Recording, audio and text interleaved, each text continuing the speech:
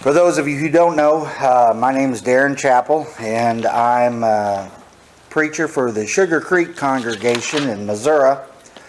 But I'm also the city administrator for the city of Chillicothe, which means I'm the chief executive officer for all the operations of the municipal efforts. I've been involved in government for 20 years, one level or another, and been involved in politics for 40. I started when I was a kid, knocking doors, handing out pamphlets and such. My mother is the president of the Missouri Republican Women's Group, and full disclosure, I'm a little to the right of Attila the Hun politically, but I've studied politics, and my formal education is in political science and public administration. I hold a master's in public administration. And I taught at Missouri State University political science, public administration, public budgeting, and finance for several years. And my area of study that I was most heavily invested in were in the original documents, the Federalist Papers, Anti-Federalist Papers, Declaration of Independence, Constitution, such. So when Daniel asked if I'd like to come back this year, first of all, yes, obviously, love to come back and see y'all. But when he said that what the congregation here wanted was the Christian and politics and government and our responsibilities, and I said, I think I can pull that one off. I might be able to do that. So this morning we're going to take a look at the concept of America as a Christian nation and whether it is. Now, I have a feeling that some of y'all are going to be upset with me by the time I'm done with this. So I hope you brought your steel-toed boots with you, because I'm fixing to step on some toes. But I want you to just hear me out and then consider the things that I've said and the things that the Bible says. And then let's really look at what we are and what we were always intended to be. I know some of our brethren have invested quite a bit writing books and such about the Christian foundations of America. Brother Dave Miller, who I like Brother Dave, and his latest book, which is on that very subject, he sent to me before it was published and asked me what I thought. And I told him, and he didn't change anything.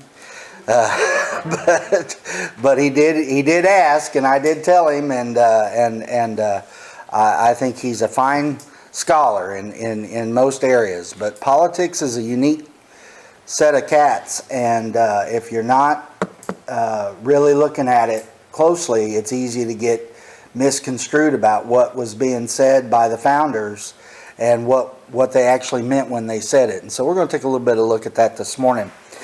The founders themselves were an amazing group of individuals, men and women. As a matter of fact, part of what I gave to Daniel to print off is a lecture that I did on founding mothers.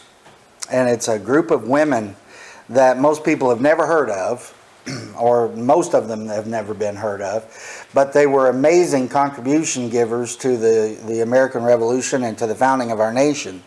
And those women we owe a great deal to, because of the sacrifices that they made. And so that's in part of the print-off that Daniel has available to everybody.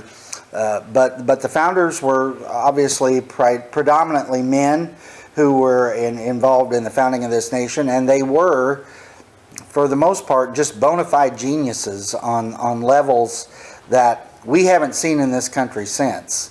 Certainly not in that number.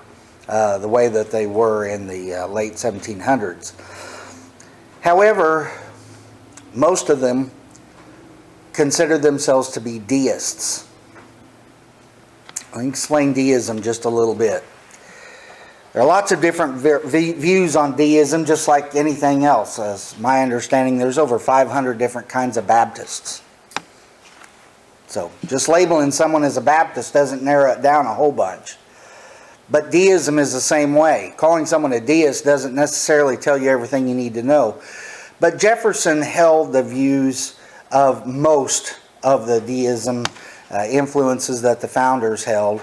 Jefferson saw the world as having been created by deity, by God of some nature. But he saw God as more of a clockmaker, bringing all the pieces together, winding it up, setting it in motion, and then setting it up on a shelf, and then doesn't interfere from that point forward. And that's what deism embraces at its core, and most of the founders saw it that way. It wasn't that they denied the existence of God, they were not atheists, but they did deny, for the most part, that he had any direct influence in the actions of the world or the direction of people on any real level. So when we talk about America being established as a Christian nation, it's hard to see how that's possible given the predominant view of the individuals who wrote the documents. Yes, they spoke about morality. Yes, they spoke about God, nature's God and nature's laws and the lawgiver. But they were talking about when he established the universe, when he established the world and set things in motion. They weren't talking about a personally involved God who dictated laws to people and who maneuvered nations and powers to fulfill his will in the world then or today. They just didn't see it that way. And so they focused on the concept of creation and natural law. And natural law is a big concept for the founding fathers and the early years of America. And quite frankly, it's a big part of the reason why we are the way that we are, having adopted the premise of natural law through English common law, which was also focused on the same basic principles. So even when they cited God, their view was skewed from what we would consider God-based thinking. They were not theologically as we would expect them to be, simply because of the way they wrote about life and liberty and God and unalienable rights. It wasn't as we would understand them. In fact, Thomas Jefferson was a scholar of many disciplines, including theology. Jefferson actually wrote a version, a translation of the Bible. And as far as the translation effort itself goes, it's moderately good. But Jefferson denied the deity of Jesus Christ. He thought he was a prophet. He thought he was a wonderful man. He thought he had a tremendous system of religion to motivate people to behave properly. He thought it was entirely appropriate for people to be Christians because they made good citizens and good neighbors. But Jefferson denied that Jesus Christ was the Son of God, and he denied that Jesus Christ was God himself. And in his Bible, the Jefferson Bible, he took out what he termed as the magic tricks. Anything miraculous, he didn't translate it, he didn't change it, he just left it out. It's hard to see that as being a Christian attitude, obviously, given what we know about the infallible, inerrant Word of God that has been given to us through that plenary verbal inspiration that we talked about last night. And be able to line that up with what we see from Jefferson, who was not the only founding father, and perhaps was not even the most influential founding father, but so much of his writings were used as the basic documents. And if he didn't see Jesus as deity and not the Son of God, and didn't believe in the miraculous, and wrote a Bible that took all of that out, again, I struggle with the premise that they intended to form a Christian nation.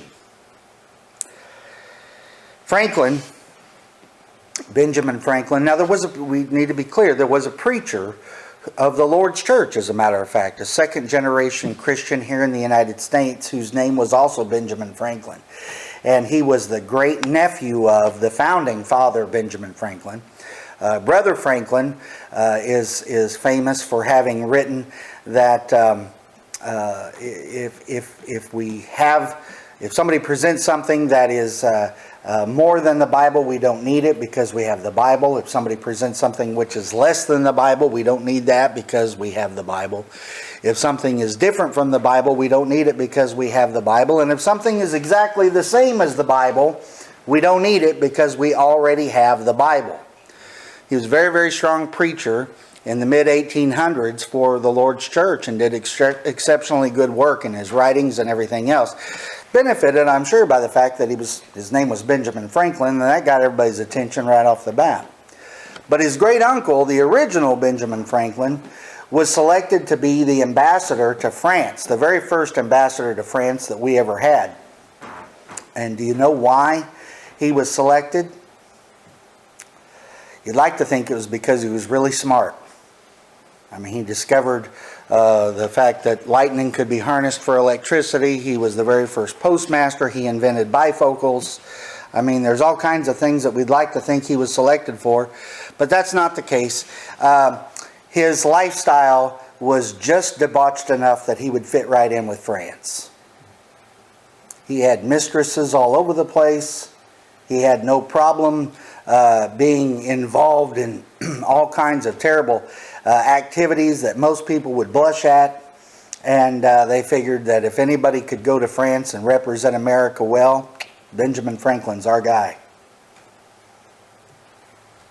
Now, Franklin himself, he also wrote about Jesus. And he denied his divinity. He said he was an excellent preacher, and he had a tremendous system of religion that if people follow, again, it made them good neighbors, it made them good citizens. We could rely on such individuals. But he himself didn't believe in any of it. And he was chosen specifically because of the terrible ways in which he acted to go to France. And he did, as a matter of fact, fit right in and had several mistresses over there as well and was a favorite of the court of the French king. Not exactly Christian nation foundational material, but that's the way that it was. I think it's important for us to understand the beginnings of the colonial organizations, because when we first came here in the 1620 with the Mayflower and there shortly thereafter, other individuals came here and they established colonies for very, very specific reasons. Now, Virginia was always about the production and sale of tobacco. From beginning to end, that's why Virginia was created. Georgia, on the other hand, was a penal colony. That's where criminals were sent. The thinking there was Florida was still controlled by Spain, and if the Spanish ever attacked us, we'll make them run through the criminals first before they get to us. So that's what Georgia was established for, was a buffer of criminals between the regular folk and the Spanish. Every other colony was, without exception, established primarily because of religious differences. So when the Mayflower came over and established the Massachusetts Bay Colony, they created the Mayflower Compact, which is one of the earliest political documents on this continent. And they talked about the responsibilities of individuals. They originally established a communist form of government where everybody was to work as hard as they could, and then they would take everybody's products and they would divide them up equally among everybody. And they about starved to death the first year or two, because turns out some people are just lazy, but they show up and want their share anyway. And so when they abandoned that system of communism and they went to a more capitalistic perspective, individuals who were lazy had rough winters, and they either stopped being lazy or they stopped being. But everybody else prospered. And that really is the beginning of the American capitalistic system that we still live under to this day. Now, there's folks that would like to go back, but it doesn't work. It didn't work in 1620, and it still doesn't work. We can't do that. People are still, on a semi-regular basis, lazy. And unfortunately, that's just the case. But they also established the colony as a colony specifically for the Puritans. individuals who had escaped from the rule of England that were coming over here for the free expression of their religious beliefs. They were there so that they could be Puritans in every sense of the word without fear of reprisals from the British Crown. And England didn't care because, hey, it got them out of our streets and we don't have to listen to them anymore and they're half a world away, and so it's fine. Y'all go over there and do what you want to do. So they set this up. A couple of years later, some other folks came by and they got off the boat. This is a very, very thumbnail sketch version of what happened. They got off the boat and they said, hey, this is great, this freedom of religion that y'all have established. We really appreciate that. We want to be free for our religion as well. And they said, oh, are y'all Puritans? And they said, no, we're not. We're Quakers. And they said, well, you can't stay here. We established freedom of religion for us, not for y'all. And so the Quakers had to go hack out of the wilderness their own colony. Their leader, William Penn, called the area Penn's Woods, which in translation to Dutch is Pennsylvania. And that's how that colony got established. It was not because of religious freedom, it was because of religious discrimination that Pennsylvania ever was established. You see, originally, if you were not a Puritan, you could not own property in Massachusetts Bay Colony. You could not be a full citizen. You could not vote. You could only be there for a period of time as a traveler, but you had no rights by rule of law in the Massachusetts Bay Colony. Mississippi Bay Colony was a whole other deal. Massachusetts Bay Colony, you had no rights unless you were a Puritan in good standing. Remember that book they made us all read in 9th grade, Scarlet Letter? If you weren't in good standing, they would do stuff to you to make you run on. Because this is the way this is here. So the Quakers had to establish Pennsylvania. A little while later, some other folks came by and they said, hey, we really appreciate this freedom of religion thing that you've all established. We're here to exercise our religion freely as well. Thank you so much for this. And they said, are y'all Puritans? They said, no, we're Catholics. And they said, well, y'all sure can't stay here. So they had to go and they established their own colony that they named Maryland. And that's where Maryland came from. It was a Catholic colony. And it was for Catholics. And if you weren't Catholic, you couldn't have any more rights there than you could have in Massachusetts Bay if you weren't a Puritan. Finally, some other folks came along and they got off the boat and they said, hey, thank y'all for establishing this freedom of religion thing. We've been waiting for this. This is fantastic.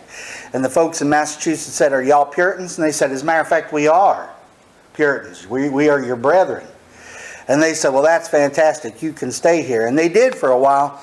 But because they'd been separated by an ocean and some time, the Puritans in Massachusetts Bay had evolved a little differently than the Puritans who had come from the old country. And the Puritans from the old country look at the Massachusetts Bay folks and say, well, y'all are clearly lost. We can't stay here. And so they went and established a new puritanical colony that they called New Haven, which eventually, of course, became Connecticut. All of the colonies started that way, except again Virginia, which was always about tobacco, and Georgia, which was a penal colony. They didn't come here and establish these 13 colonies because of freedom of religion. They established 13 colonies, or at least 11 of them, because they couldn't stand each other. They did not see each other as Christians. They did not recognize the rights of other individuals to worship as they pleased. They did not tolerate doctrinal differences. They were divided from one another. They had different money. They had different gauges of standards of how it was that individuals would be tested for their doctrinal purity. And if you didn't meet the criteria, you couldn't own property, you couldn't own a business, you couldn't vote, you were not a full citizen. So if you had enough of people like you could go establish your own colony, but whatever you want to do, you can't stay here. That's how the colonies were established. And even though it was another 150 years before the American Revolution came to be, those colonial standards were still in place. People still saw their denominational views and their political views intertwined in such a way that they did not mix well with one another. As a matter of fact, the colonies didn't like each other very much at all. It's just that they hated King George III worse than they disliked each other. That's why in the American Revolution, you understand, there were only about a third of the colonists that actually wanted to go to war. A third wanted to keep things the way they were, and a third were just too timid to take a side either way. There never was a majority that said we have to revolt against King George. We've kind of lost that perspective in our historical education. We just assumed that everybody rose up at once and said, taxation without representation, that's terribly unfair, where's my musket? That's not at all how it happened.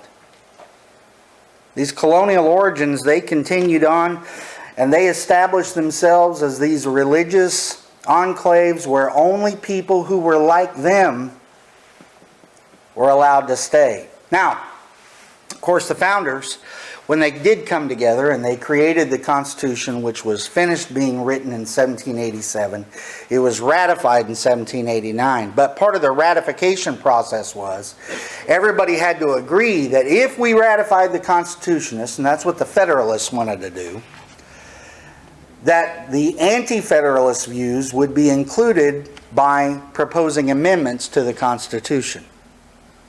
So in 1791, the first 10 amendments were ratified to the Constitution to placate the anti-Federalists. The Federalists were all about a strong, centralized government that would help control and guide this new nation.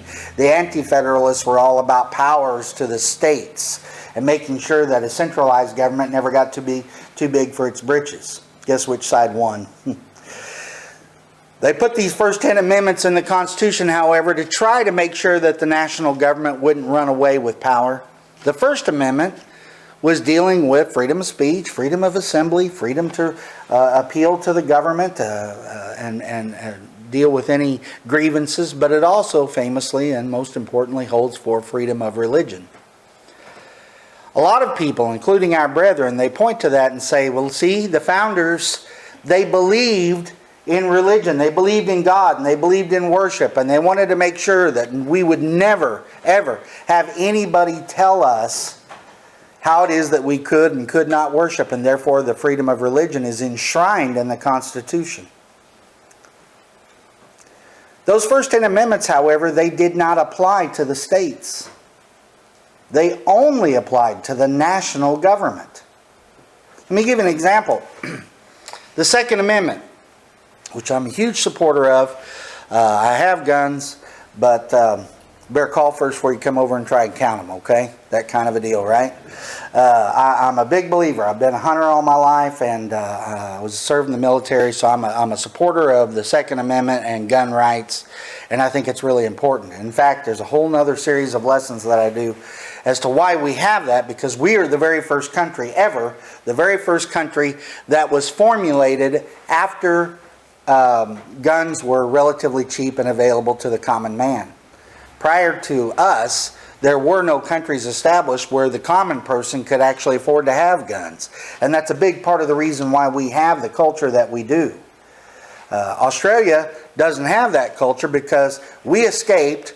They were criminals and they got sent to Australia. So they didn't give the criminals guns, oddly enough. And so Australia, even though we share a lot of common heritage with them, they don't have the same pro-gun culture that we do because we got out before we got shipped over to Australia as well. The Second Amendment, though, did not apply to the states, not fully, until 2010. Everybody says, I see people, these bumper stickers. Where's my permit? It's called the Second Amendment. Okay, Scooter, I see what you're doing there, but here's the deal. That's not how it worked. The Second Amendment only stopped the national government from being able to come and take your guns away. But the states were always intended to be able to have that power, and they did. And that's why for the vast majority of my life growing up, New York had extraordinarily strict gun control laws. Illinois had extraordinarily strict gun control laws, and so did California. And they were able to do that because the Second Amendment did not apply to the states. It only applied to the national government. The national government couldn't come take your guns, but now the states could and did for 200 years. And it wasn't until 2010, a case out of Illinois, Chicago specifically, that the Supreme Court incorporated the Second Amendment. That means it applied the Second Amendment to the states as well. And now, for the first time in our nation's history, these last 10 years, no state can abridge your right to the Second Amendment and the ability to keep and bear arms. Now they still try, and there'll be some more court cases come down the road, which is why who sits on the court is kind of a big deal.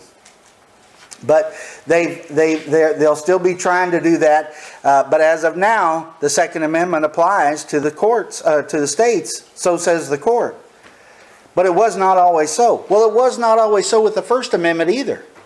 Originally, under the law, the First Amendment only had the national government not able to establish or to interfere with the freedom of religion. They could not establish a national religion, and they couldn't tell you what religion you had to be. But it only applied to the national government. And the reason why it did is not because they didn't think it was a good idea to have a national religion, but because they all came from these colonies with these different denominational backgrounds, they couldn't agree on which one was right. So instead of having one national religion that most of the colonies disagreed with, no matter which one they chose, they just simply said, we won't have one. The national government will not establish a religion, and the national government will not tell you what kind of a religion you can have. But now the states did. The states had state religions, official state religions, and they still said you could not own property, you could not vote, you could not be a full first-class citizen unless you were this religion for this state, whichever it was. We don't think about it that way because most of us have never lived in a system where that was the case. I don't need to see a show of hands, but I suspect that most of y'all were born, or several of you were born, before 1947. That's the year that the last of those state religion laws went off the books in a case of Everton versus Board of Education. The last state religion law was struck down in 1947. We think of the First Amendment and freedom of religion, and we've been doing this for 230 plus years. No, we haven't. We've only been doing this completely, fully, the way that we understand it today since 1947, which was not that long ago. Those of you who weren't born before 1947, I know it sounds like ancient history because, you know, history starts 5 minutes before I did. And for some of y'all, Ronald Reagan doesn't have any more relevance than Genghis Khan. But the fact of the matter is that 1947 was just a blink of an eye ago in our nation's history. We just have not had this for that long. But because none of us have really experienced it otherwise, we just assume it's always been this way. You know, kind of like Sunday night worship. It's always been this way because it happened before any of us were born. But, you know, there was a time when our brethren didn't do that. Now, if you say we're going to meet in the morning and we're going to meet 3 times in the morning, but we're not going to have Sunday night services any longer, there'll be congregations out there saying, oh boy, they're going liberal on us. The heresy is spreading over there because they don't meet at 6 p.m. on Sunday night. That's a whole nother lesson. I will say this though, the Apostle Paul, when he was there in Acts chapter 20 and verse 7 and he preached till midnight, 2 things. I always love it when preachers are the worst, by the way. I always love it when a preacher says, there you go, see, there's evidence. You can preach till midnight and you'll be just like the Apostle Paul. Well, brother, he had to leave the next day too, so you just be careful what you ask for. And then the other aspect of that is that they were preaching till midnight on the first day of the week. But under the system that they lived under, the first day of the week was decided from sundown on Saturday to sundown on Sunday. That was Saturday night that they were gathered together on the first day of the week to partake of the Lord's Supper. Now, you want to have people's eyes crossed and hearts fluttering, tell them that the Apostle Paul took the Lord's Supper on Saturday night and see what happens. And as a matter of fact, on Sunday evening at 6 p.m. when the sun had gone down, that would not have been the first day of the week any longer, and the Apostle Paul would have said that's not to be done based on that culture. I'm not saying it's sinful, but it's certainly not thus saith the Lord etched in stone, and if you don't do it that way, there's something wrong with your congregation. But that's how we do. If it's always been that way the whole time I can remember, then that must be right. Because after all, we couldn't all be wrong, could we? Surely not. We've always done it that way. Same thing here. They saw these religious differences as being walls that could not be crossed. And those colonies, they did not appreciate each other whatsoever. And when they became states, they didn't like each other any more than that after that fact either. They still just hated King George more than they disliked each other. They were a new nation. But each state was its own entity.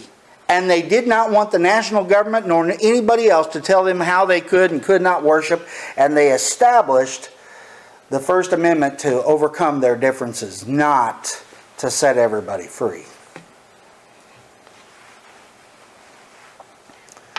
These states, and I'm going to get into this more later on in another of my lessons, but these states, they saw themselves as individual countries.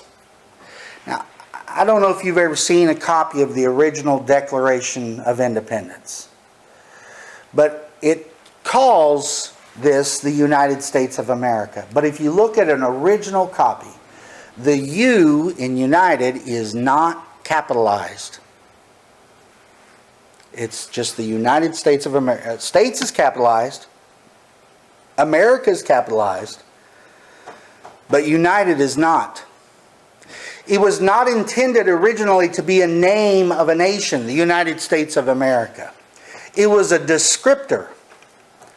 The states, the 13 independent countries on the continent of America have united against King George III. Therefore, they were the United States of America. And prior to 1868, we spoke of them in the plural. The United States of America are. The United States of America, they. After 1868, and again I'll get into this in one of my later lessons, but after 1868, that's when we begin to say the United States of America is. And when you think about it, it's not even grammatically correct. United States of America is plural, but we refer to everything with a singular pronoun and singular verbs because we changed dramatically in 1868. It's a date that most people don't consider at all. But it just changed everything. Prior to that, though, it was not so. And since that's when the First Amendment was written, was under the old system and the old way of seeing things, we cannot properly understand it unless we understand it that way. It's just like the Bible. If you read the book of Revelation and you try to read it with 21st century eyes, I love all these folks, mostly denominational preachers, but sadly some of our own brethren, and they want to get in there and say, well, see here, the book of Revelation says that America is going to win the Cold War, and communism is going to be defeated, and we're going to win in Vietnam. Why? Because the book of Revelation says so. And then once all that was over and the Cold War was put down, then it was, well, we're going to be victorious in Afghanistan because of what the book of Revelation says. Now, I want you to think about this for a second. We got our brethren, our brothers and sisters in Christ who are suffering terribly at the hands of the Roman Empire. And they're being put to death, slaughtered in so many instances. And John sits down by inspiration and he writes a book. And he says, brethren, be content, be not afraid, don't worry. You're going to suffer terrible, terrible things. But America's going to win the Cold War in the 1980s, so take heart. What in the world? Why would they care How would they even know what in the world he was talking about? Why would God give an entire letter to people who are suffering such terrible things, and there's no way for them to understand it, no way for them to take heart, no way for them to be able to make application to their own lives? It makes no sense whatsoever, but people try to find it because they're reading it with 21st century, or at the time, 20th century eyes. Instead of going to the Bible and saying, what did it mean to these people? What did the author intend for us to understand? What message did God give so that they could be better prepared to live as Christians in the world in which they were? If we can't read the book of Ephesians with those eyes of the first century, we can't understand it properly. Or Galatians or Acts or Revelation or any of them. You have to be able to read it with those first century eyes. When we go to the ancient documents of our founding, you have to be able to read them with those 18th century eyes and understand those things as they then were. Those words had meaning. The president is required to be a natural-born citizen. The meaning of that phrase is completely different now than it was when it was written. When it was written, what that meant was your father had to have been a citizen of the United States at the time of your birth for you to be a natural-born citizen, or you had to be born here, one or the other. If your mother was not a citizen, it didn't make any difference. If your mother was a citizen and your father wasn't, it didn't count. And that law didn't change until much later, like 1957, I believe it was. And even if your mother was a citizen and your father wasn't, your mother had to be a citizen for a certain period of time, and she had to be a certain age. And if you were born to a woman who was a citizen and she wasn't of the right age and she didn't have the right number of years of citizenship, and your father wasn't a citizen and you were born overseas, you're not an American citizen. Not if you were born prior to the time that the law changed. I say all that simply because if President Obama wasn't born in Hawaii, if he actually was born in Kenya, like his grandmother said, then he wasn't an American citizen. And since he was never naturalized, we had an illegal alien in the White House for 8 years. Now, I don't know, and I'm not saying that's the deal. That is the accusation. I don't know for a fact because I wasn't there. And I love this part. Everybody said, well, his grandmother was old, and she had all these grandchildren. She just got him confused with one of her other grandchildren. She had so many. I said, yeah, how many white daughters-in-law did she have? I'm pretty sure that one stuck out. If he really was born in Kenya, we had an illegal alien in the White House for 8 years. If he was born in Hawaii, then he was, legitimately a citizen and he was president. That's another lesson too. But it matters. Because the way the words were written, at the time they were written, that's what they mean. If they don't mean what they meant at the time they were written, they don't mean something else. They mean nothing at all. Because you can make it say anything you want to. The same way people do with the Scriptures. They either mean what they meant at the time they were put down, as God inspired them to do, or they mean nothing at all. Nothing.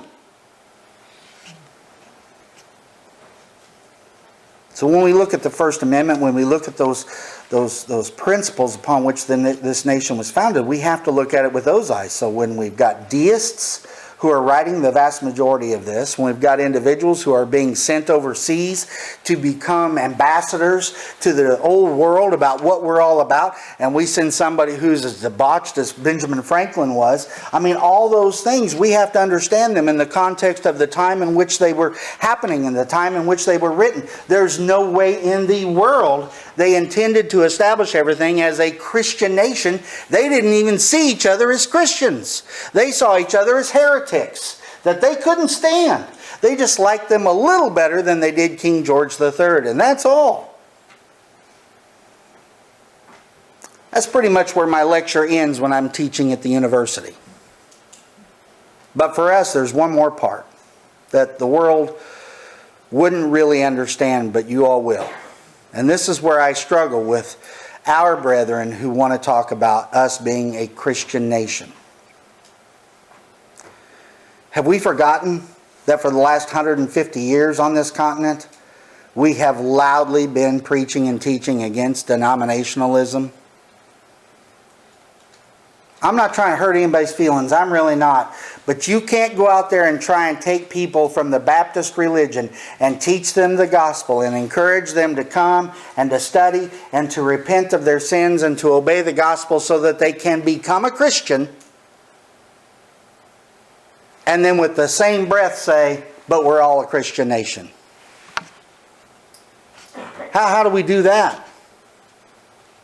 I don't know that any of the founders were members of the Lord's church. They were all denominationalists, those who did believe themselves to be Christians. The deists certainly weren't, but they were all denominationalists. How in the world do we embrace that and with a straight face then go out and try and teach people to become Christians, saying you're not because you're a member of this denomination? How do we do that? I realize that it makes us feel better that this nation might be established on Judeo-Christian values, and to a certain extent it was, but that's because, as we talked about last night, they were Western philosophical values. Not an Eastern concept, but a Western, a new way where the individual is important and we have responsibilities. And that falls right in line with what Jesus said. There are lots of things about Western philosophy that Jesus, before Western philosophy had taken hold, Jesus put forth in His writings. His sayings that were written about Him. They do dovetail very, very nicely, but it's not because Jesus said it. Like I told you all last night, Cynthia Dunbar, who I like, she's a very nice woman. She's very, very smart. But when she says that the Declaration of Independence is 97% from the Bible, that's bogus. It's not 97% from the Bible. It's 100% from the Enlightenment movement. It's 100% from Western philosophical thought. And some of the smartest people who have ever lived on the planet, shock of all shocks, they got it right when they wrote things down.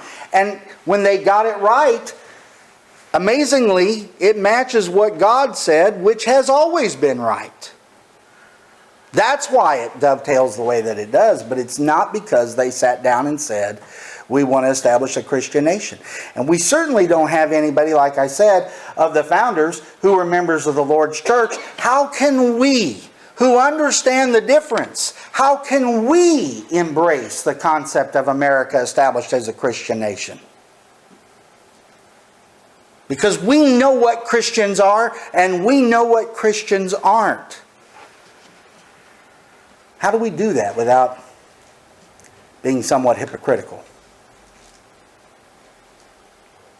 Do we not recall that the Lord's church was established there on the day of Pentecost, as we're told there in Acts chapter 2? And any other organization that was not established on that date is not the Lord's church, and its members are not Christians? All the denominations have beginning dates much, much later than that, including the Catholic Church 300 years later. Do we not recall that it was the Lord's church for which He shed His blood to purchase it from the world of sin? Acts chapter 20 and verse 28. He didn't shed His blood for some religious denominational organization that was going to be created 15, 17, 1900 years later.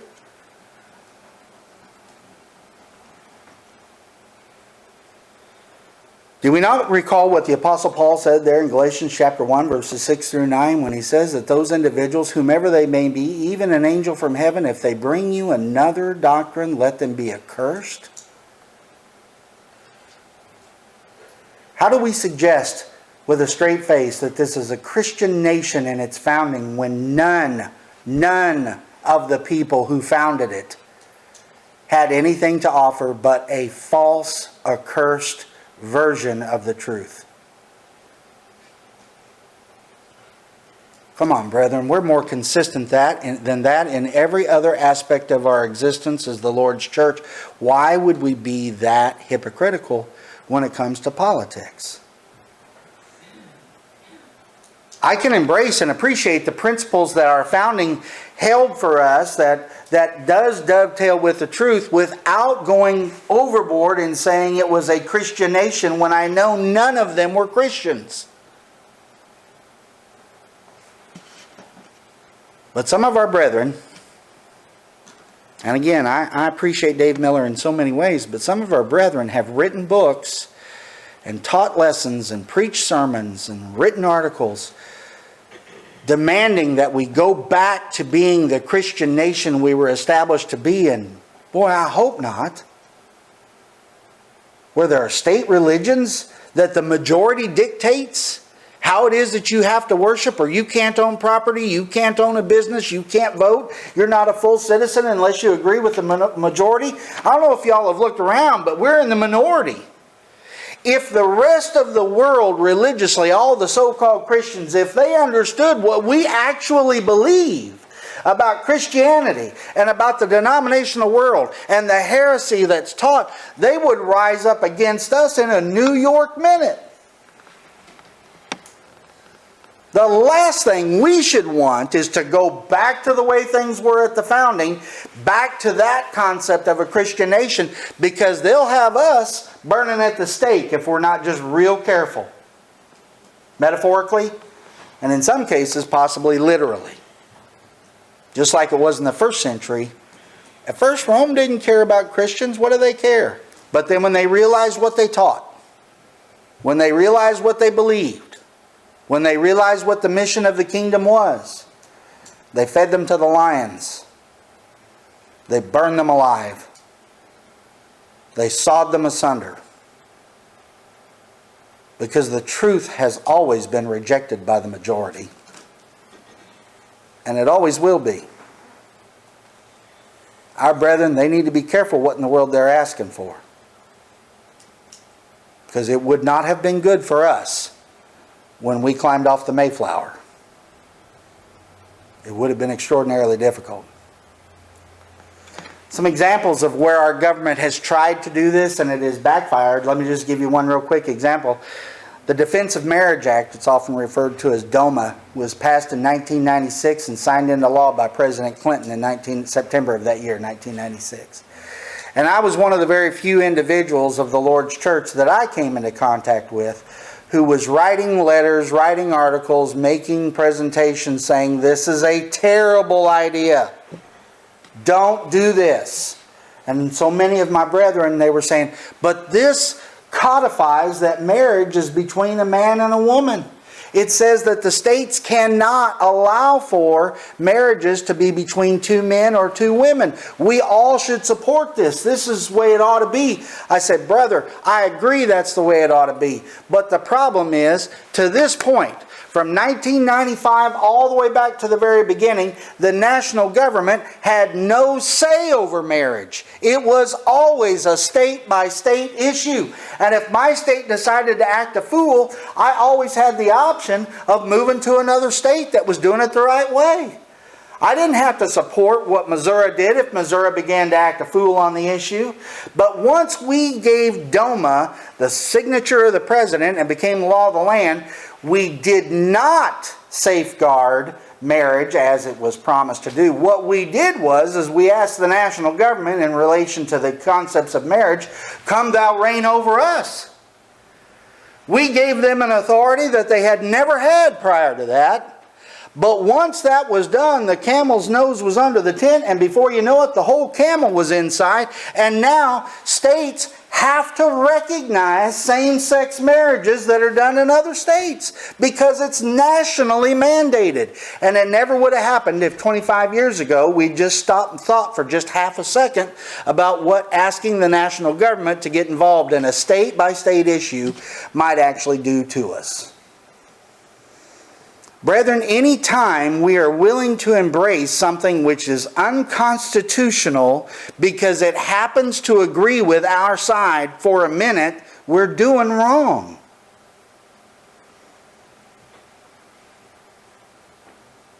We're reaping the rewards of that silliness now. Two people, a man and a man, or a woman and a woman, they get married in Massachusetts or wherever, and they move here. Tennessee cannot refuse to recognize that marriage. And those people have exactly the same rights and privileges as everybody else. And some people say, well, that's fine. You know, I don't even care about bank accounts and death wishes. but what it does to the institution of marriage and the harm that it does to people understanding that God says marriage is one man with one woman for life with one exception. And that our children are being taught that two men being married, that's okay, that's normal, that's just the way they were born. And we can't do anything about it without looking like bigots. Never mind the truth. That's because we allowed government to do something it had no right to do, because we didn't understand what it was we were asking for.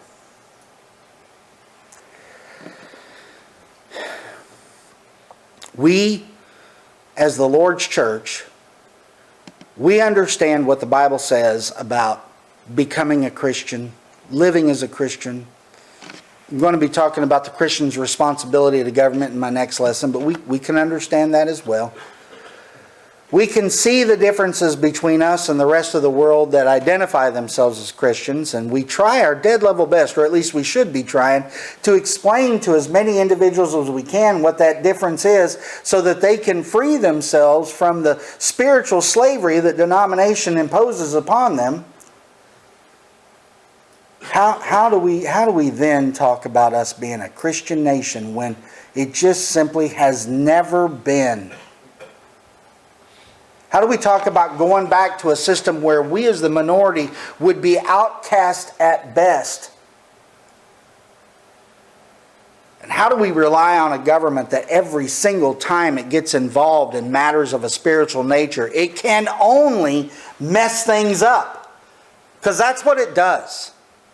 Governments tax people, governments go to war against people, and governments mess stuff up. I say that as someone who's been involved in government for 20 years. I've seen it up close and personal. The surest way to mess something up is to get the government involved 9 times out of 10. Why in the world would we ask them to get involved in matters of a spiritual nature? I appreciate Brother Dave Miller. I really truly do. I don't mean to call him out publicly, except that he's kind of done that himself with all the books that he's written and the way people read those books and the way they just eat that up with a fork and a spoon. I've seen him come and do seminars about all the quotations of the founders talking about God, and I love my brother, but I mean, he's just wrong this time. I'm sure he's sharp on all kinds of levels, but now this one he's wrong on. And too many of our brethren, they want to talk about America and what it ought to be like because it's a Christian nation. And brethren, we ought to be better than that. We shouldn't be that hypocritical because we know the difference. Let's fight for good government. Let's fight for good communities. Let's fight to make sure that our Christian principles given to us in the Scriptures are ingrained in the community and the culture round about us. I'm all about it. I truly am. But let's never ask the government to impose religious requirements on us or anyone else. They can't do anything but mess it up. I've been in one place on the planet, one place, where there was a Christian nation. It's a tiny little place in the San Blas Islands off the coast of Panama. The king allowed missionaries to come to his country, tiny little country, couple thousand people. Allowed missionaries of our brethren to come to his country years ago. His son was converted. When the king died and the prince became king, he was a member of the Lord's church. He kicked all the missionaries from the denominations off the island and only let preachers from the Lord's church come to the island. Now, 25, 30 years later, the island is entirely populated by people who are members of the Lord's church. That is the only Christian nation on the face of the earth of which I am aware. And it took a king and extraordinary governmental power to get it done. And what if the king was a nut job? Do you really want somebody with that much power and that much control running things? We ought to be sophisticated enough to see the difference. We ought to be educated enough to recognize that this can't be so. And although we ought to be spreading the gospel and spreading the principles upon which it's based and try to make our communities better, and based on the last couple nights I've been in Covington, we need to do that. this idea of America as a Christian nation, it never was. It never could have been. And we ought not think it could be in the future. Not without terrible, terrible danger and tremendous ramifications for evil if we're not terribly careful. I appreciate your time and attention. I'd be happy to answer any questions anybody has. You can catch me after. But thank you all for paying attention. Touchy subject, I know. And if I've hurt your feelings, I'm sorry for that. But I can't back off what the truth is.